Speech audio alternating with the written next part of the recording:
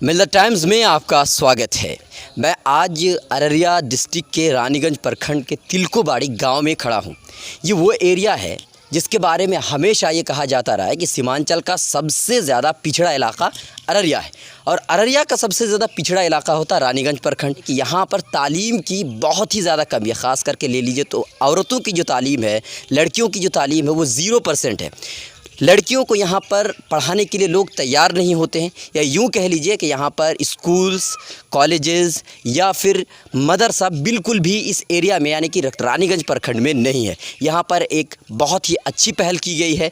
एक स्कूल आप देख रहे हैं, हसना गर्ल्स स्कूल, या आपको अरबी में भी नाम दिखाई दे रहा है, इंग्लिश में भी।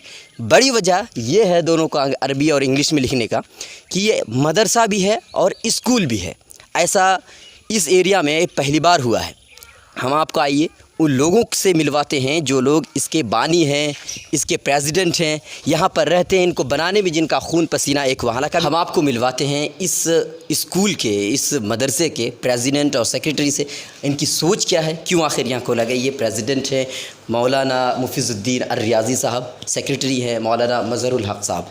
आपने इस एरिया में अपने मदरसा खोलने के बारे में क्यों सोचा, क्या आपकी सोच क्या थी कि देहात में आप ला करके मदरसा आपने खोल दिया। इस इलाके में इस स्कूल को खोलने का मकसद ये है कि हमारे इस प्रखंड रानीगंज जिला अररिया बिहार के अंदर इस तरह का कोई तालीमी इदारा नहीं है कि जहाँ पर बच्चियों को तालीम दी जा सके और मेयारी तालीम दी जा सके। इसके लिए हमने ये सोचा कि अक्सर लोग शहरों के अंदर स्कूल खोलते हैं और बच्चों को तालीम देते हैं, लेकिन देहात की तरफ किसी का ध्यान नहीं जाता, कोई देहात के बारे में नहीं सोचता है। तो हमने ये सोचा कि अगर देहात में कर दिया जाए तो देहात से जो बच्चियां पढ़ने के लिए जाती हैं, उनको जो परेशानी हो रही है, उन तमाम परेशानियों से वो बच जाए। इसलिए हमने देहात ही को चुना है। देहात हो जाता है कि यहाँ पर फ़ीस बहुत ही कम रखना पड़ेगा क्योंकि देहात में कमाई का कोई दूसरा ज़रिया है नहीं। तो आपके क्या मदरसे में, स्कूल में फ़ीस का क्या सिस्टम है, कम है या ज़्यादा है, ताकि लोग जो गरीब लोग हैं वो दे सकें। ऐसे कुछ है? नहीं, फ़ीस का सिस्टम तो ये है, कम है, हकीकत में यहाँ पर भी बहुत कम है, लेकिन इसके साथ बहुत सारे लोग जुड़े हुए हैं, हमारे अररिया ज़िला के हैं, दिल्ली बम्बई के हैं, जो लोग थोड़ा बहुत ताउन करेंगे इंशाअल्लाह। अभी तक तो किसी से कुछ ताउन नहीं लिया गया है। और हमारी जहाँ तक सोच है, मैं खुद बिजनेस कर रहा हूँ और जो हमारे बिजनेस से जो भी बेनिफिट होगा, हमने सोचा है कि उसका कम से कम 20 से 25% हम इसमें लगाएं, इन बच्चियों की तालीम में खर्च करें। आलिम लोग भी बिज़नेस करते हैं आपको लगता है, क्योंकि आलिम लोग ज़्यादातर मदरसा खोल के बैठ जाते हैं, बिज़नेस करते हैं, ऐसा लगता है आपको? नहीं, बहुत सारे उलमा हैं जो बिजनेस करते हैं और हम जानते हैं बहुत सारे उलमा को, और जिसमें से मैं एक हूँ। मेरे पास खुद फॉर्म है, टेक्नोलॉजी वाटर वेल्स कॉन्ट्रैक्टिंग है। मैं बिजनेस कर रहा हूँ, कॉन्ट्रैक्टिंग का काम कर रहा हूँ, और उसके लिए जो सरकारी नियम होता है, GST रिटर्न फाइल करना वगैरह जितना कुछ होता है, वो सब काम मैं खुद कर रहा हूँ। तो मैं जानता भी हूँ बहुत सारे लोगों को जो बिजनेस कर रहे हैं। ये एक तरह की सोच है आदमी की, और ये बात फैलाई गई है, इसकी कोई हकीकत नहीं है। तो मदरसों के बारे में हमेशा ये सवाल उठता रहा है कि मदरसों में कोई नई चीज़ नहीं होती है, हमेशा वो पुराने जो रिवायती चीज़ें हैं वही बस घिसी पिटी चीज़ों को लेकर के चलते हैं। आपके मदरसे में क्या नया है? देखिए, आज से तकरीबन 20 साल 25 साल पहले या उससे पहले की जहाँ तक बात है, ये चीज़ थी जो खाली दीनी तालीम ही की तरफ लोगों का ध्यान रहता था, असरी उलूम की तरफ ध्यान नहीं देते थे। लेकिन मैं खुद 1998 से मैंने पढ़ना शुरू किया। उस वक्त से हम लोगों ने इंग्लिश भी पढ़ी, हिंदी भी पढ़ी, और इस तरह के साइंस वगैरह जो दस्तयाब है, हम लोगों ने इस तरह के सब्जेक्ट पढ़े हैं। अभी का जो मामला है, जो नए लोग इदारे खोल रहे हैं, ये बात नहीं है, बिल्कुल ख़त्म है। यानी सब लोग आजकल जो भी नए इदारे खोलते हैं वो उसमें मैथमेटिक, इंग्लिश और साइंस, ज्योग्राफी है। यानी यहाँ से बच्चे आजकल यूनिवर्सिटियों में जा रहे हैं, मदरसे से पढ़ के आप जाके देख सकते हैं, जामिया मिल्लिया के अंदर देख सकते हैं, JNU में देख सकते हैं, अलीगढ़ मुस्लिम यूनिवर्सिटी में देख सकते हैं। इसके अलावा फ़ॉरेन में भी बहुत सारी यूनिवर्सिटियां हैं जहां मदरसे से बच्चे जा रहे हैं पढ़ के। आज इस मदरसे से पढ़ के बच्चे आप देखेंगे सहाफ़त कर रहे हैं, पेपर में जा रहे हैं, हर तरह के जा रहे हैं। ये बहुत पुरानी बात है, अभी इसकी कोई हकीकत नहीं। तो आपके मदरसे में क्या नई चीज़, आपके स्कूल में क्या? हमारे मदरसे में जो नई चीज़ है, ये जो मदरसा हमने खोला है, हमारा एक ही मकसद है कि सबसे पहले तो यह है कि यहाँ से बच्चियों को मेयारी तालीम, आला तालीम दी जाए। इसके साथ साथ हमने कंप्यूटर का भी इंतज़ाम किया है, लेकिन अभी चूँकि तामीरी काम चल रहा है जिसकी वजह से सेट नहीं कर पाए हैं। उसके अलावा जो असरी उलूम है उसको मैंने सबको जोड़ के रखा है।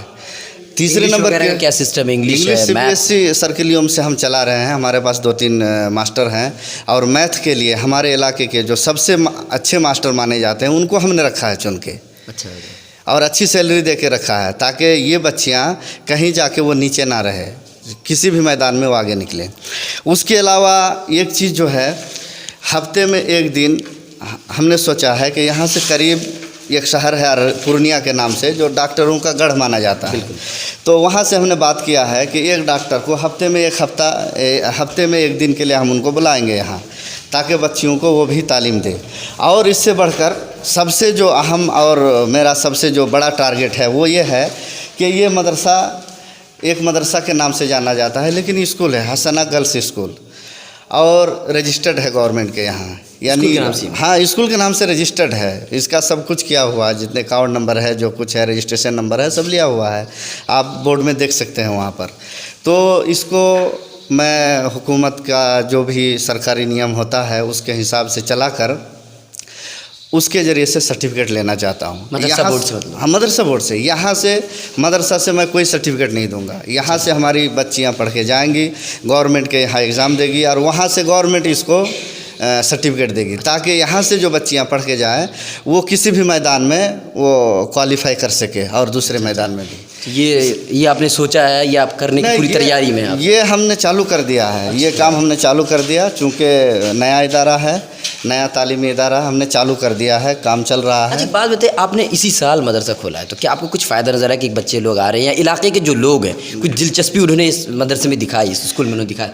देखिए, जहाँ तक ये बात है तो मैंने सिर्फ 2 दिन एडमिशन लिया यहाँ बच्चियों को, 2 दिन दाखिला लिया, वो भी बिला किसी ऐलान नहीं निकाला गया, यानी चुपके से मैंने एडमिशन लिया, इसलिए कि मुझे पता था कि यहाँ कितनी भीड़ होगी। 2 दिन दाखिला लिया, उसी में हमारा जो कोटा था फुल हो गया। उसके बाद तीसरे दिन हमने दाखिला बंद कर दिया। उस पर भी गार्जियन आते थे और बैठे रहते थे यहाँ। अच्छा, सुबह आते थे, शाम के टाइम वापस जाते थे बच्चियों को ले। कितनी बच्चियों को लेकर रखना पड़ा, जिसका नतीजा ये हुआ हमारे टारगेट। कितने बच्चियाँ हैं इस?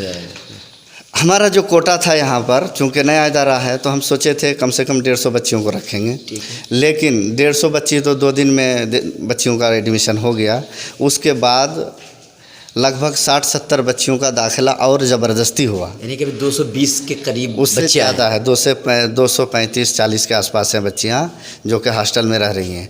और उसकी वजह से हमें ऊपर जो है, अभी हम दिखाएंगे, ऊपर हमको 4 रूम अर्जेंट में, यानी 10 से 15 दिन के अंदर बनाना पड़ा, जो आप एल्विस्टर देख रहे हैं ऊपर वैसे।